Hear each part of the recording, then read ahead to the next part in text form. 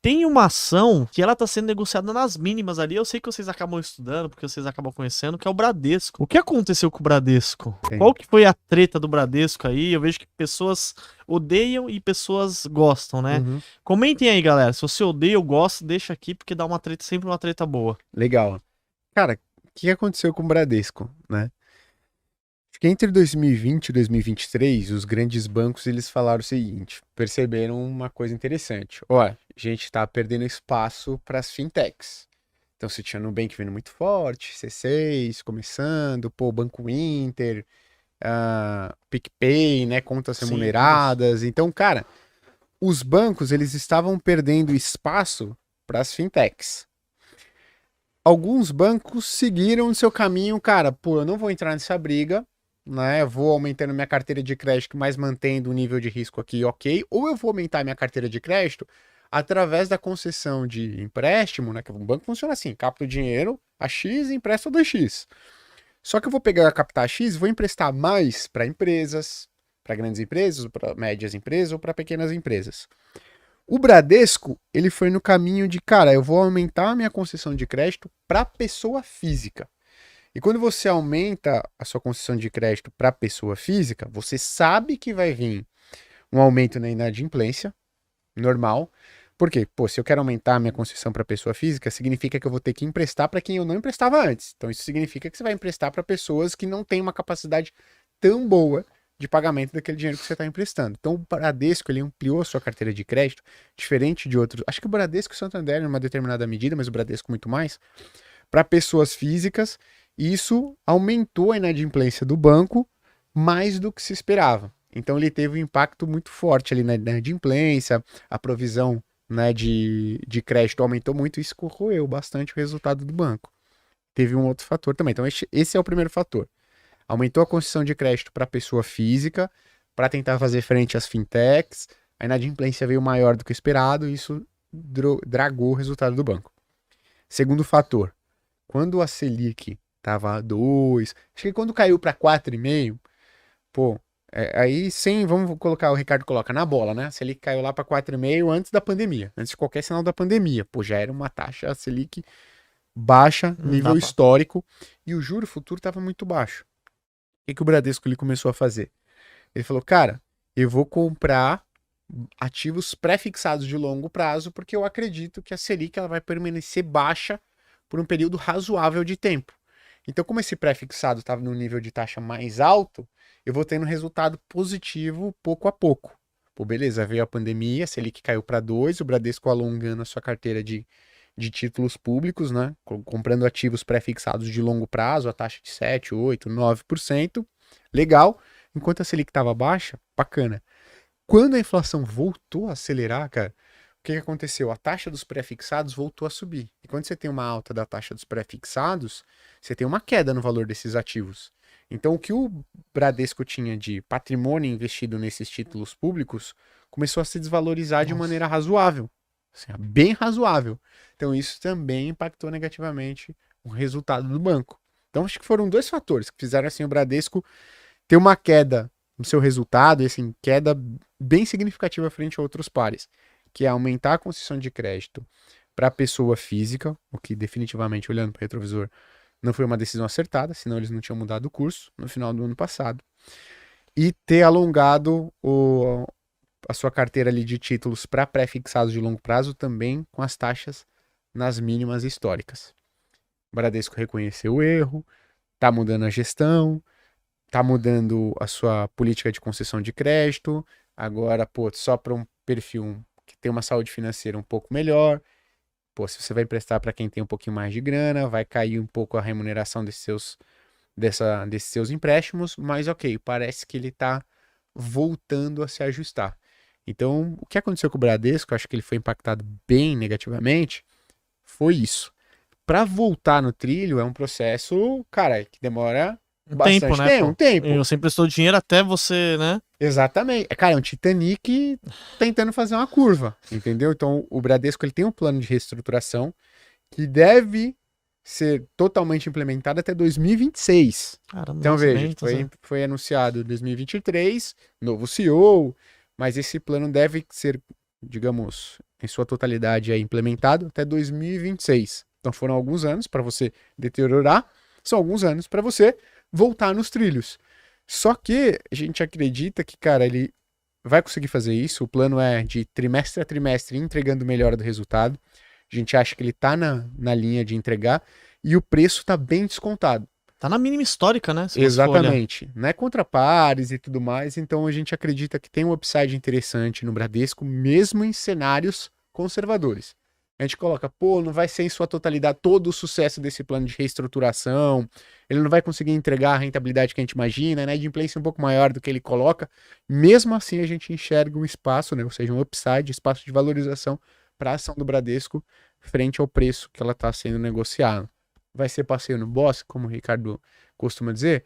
Acho que não, mas dado o patamar do Bradesco, dado o preço que ele está sendo negociado e dado o plano de reestruturação, que não é nenhum negócio que a gente fala, cara, é extremamente ousado, a gente acha que o preço da ação tem um espaço interessante de valorização. Inclusive, a gente tem a ação do Bradesco em uma das nossas Que carteiras. legal. E eu gosto também do Bradesco, por mais que ele esteja entregando uma rentabilidade ruim pra caramba agora, ainda tá pagando dividendos, né? Uhum. Pô, você ainda, qual que é o pior caso do Bradesco? É você continuar ali naquele preço, você ir acumulando e recebendo dividendos e uma possível valorização aí, se ela for voltar pelo preço sobre o valor patrimonial dela, né? Mas tudo tem que mudar tudo, né? Sim. Mas você vê uma valorização aí de, acho que 50%. Ela tá sendo negociada a 13, 12, 13. Ela pode ir pra 20, 22 ali, pelo que eu andei vendo, cara. né? A gente enxerga um espaço de valorização legal Eu pra gosto Bradesco, bastante. cara. Então eu tenho na carteira da Laura também. Ah, bacana. Aí o pessoal reclama. Depende, né? Aqui, acho que uns 70% eu adoro a Bradesco e uns 30% é revoltado, né? Sabe por quê, cara? Porque acho que assim, tem dois perfis de investidores e investidoras, e aí tudo bem, cara. Acho que a pessoa tem que entender que o que funciona para uma pessoa pode não funcionar para outra. Então, a gente tem Bradesco na carteira de valorização, que é aumento de patrimônio. Nossa, Para carteira de valorização ainda. Para legal. carteira de renda, de dividendo, a gente não tem Bradesco, a gente tem outros bancos que teoricamente tem um espaço menor para valorização, mas com potencial de pagar dividendos um pouco maior, que está com uma operação mais redonda. E a pessoa tem que entender o seguinte: se uma boa parte, quando tem incerteza, é quando tem potencial de valorização. Não adianta você falar assim, eu quero um ativo que tem um potencial de valorização muito alto. Legal, mas eu quero um ativo que esse potencial de valorização é certo. Não tem dúvida de que vai dar errado. Meu amigo, não existe isso. Só existe potencial de valorização quando uma boa parte das pessoas está com dúvida, está com medo. Se não, esquece.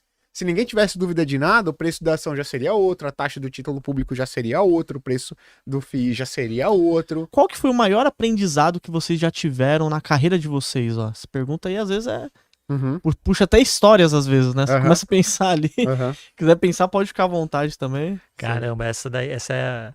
Porque aprendizado a gente tem todo dia. Todo dia você tem aprendizado. Mas tem alguns que te marcam, né? Tem alguns que te marcam. E eu vou colocar um aprendizado que ele é de carreira e de mercado para mim, né? Quando eu tinha lá os meus 20 e poucos anos, né? Eu ainda estava no back-office, né? E o sonho do cara do back-office é ir para o front, né? Ir para a parte que tá tocando ali o dia a dia dos investimentos, né? E, poxa, uma todo mundo gosta de ações, né? Ah, eu quero ações, que acha que o negócio Eles querem encontrar pimentinha, né? Vai entendeu? Tem mais dinheiro no país na renda fixa, tá, gente? Na renda fixa é que a galera mexe com a grana, com o grosso da grana mesmo, tá?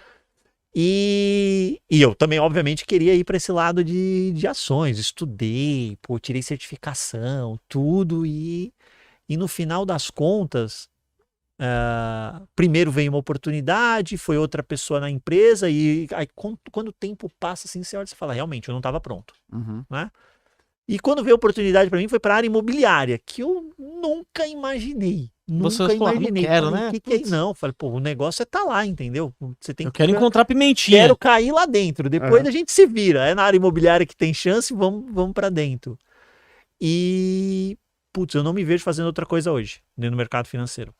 Não Você me gosta vejo, de analisar adoro mesmo. a área imobiliária, adoro. Foi o maior presente profissional que eu pude ganhar, foi essa oportunidade na área imobiliária. Então, acho que o grande aprendizado que eu acho é que as pessoas precisam estar abertas para o conhecimento e para a novidade.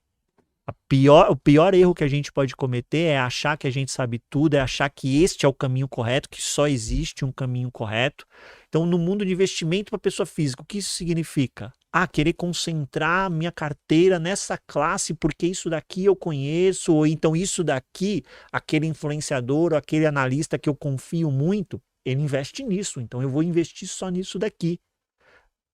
Se dê a oportunidade de abrir a sua mente para outras coisas, para mais conhecimento, porque você fatalmente será surpreendido de forma positiva. Eu fui. Mais uma vez, eu poderia ter, porque me ofereceram, falaram, se você quiser, se você não, tem muito mais coisa para você aprender do que você já aprendeu. Eu, com 20 anos de mercado, eu considero que eu não sei nada, nada. Tem muito mais coisas para aprender a todo dia. E na sua carteira de investimentos, enxergue dessa forma, né? Você olha lá para esses ativos, esse ativo, a pessoa fala, esse ativo eu vou carregar para o resto da minha vida. Para quê? Isso não existe, entendeu? A quantidade de ativo que tem no mercado, estude outros, né? Que você vai se surpreender e vai encontrar coisa legal. Sabe que é uma curiosidade, cara? Quando eu tava fazendo entrevista pro estágio na mesa de operações, tava lá nas últimas fases. E aí você tinha que decidir qual que era a área que você queria. E aí a primeira pessoa que falou foi um rapaz, né? Novo também, ele era um pouco mais velho que eu, mas ele era bem novo, tinha, 18 anos, 18, 19, e aí o cara, eu já trabalhei não sei onde, no BNP, já sei fazer macro, não sei o quê. Eu sou puta, tô fudido. Que área que você quer? O cara falou, aí eu quero ações. Aí eu, é a área que eu queria entrar em ações também. Só uma curiosidade. Aí você pensou, vou ter que concorrer com ele. Eu falei, puta, se eu falar que eu quero, vou concorrer na mesma vaga que esse cara, eu tô enrolado, né? Aí você, cara, não entendo nada, mas assim, eu quero aprender, vou me dedicar pra caramba, vou me dedicar muito. Que área você quer? Renda fixa. Mas no final das contas, cara, acabei gostando bastante e acho que assim como o Ricardo também não trocaria, sabe? As pessoas acham que a renda fixa é muito simples e eu costumo dizer que eu tenho um trabalho chato, né? Porque a galera entra para ações e fundos imobiliários falando, cara, é um bicho de 7 cabeças. E consegue entender de maneira muito mais simples do que se trata, porque que o preço dos ativos oscila, de onde que vem dividendo, remuneração e tal. E a galera vem para renda fixa achando que é fácil. Não, renda fixa é muito simples. E eu tenho a difícil missão de falar, cara, não é bem assim, é muito mais complexo do que você imagina. Eu fico com a notícia ruim. Essa história do Gui é boa. Eu falo pra ele que nesse dia ele foi pra uma peneira achando que ia ser o centroavante do time. Aí quando ele chegou lá, tava o Ronaldo Fenômeno. Veja bem, não é assim. Aí o treinador chegou pra ele e falou, Guilherme, qual posição você vai no treino? Eu vou de volante.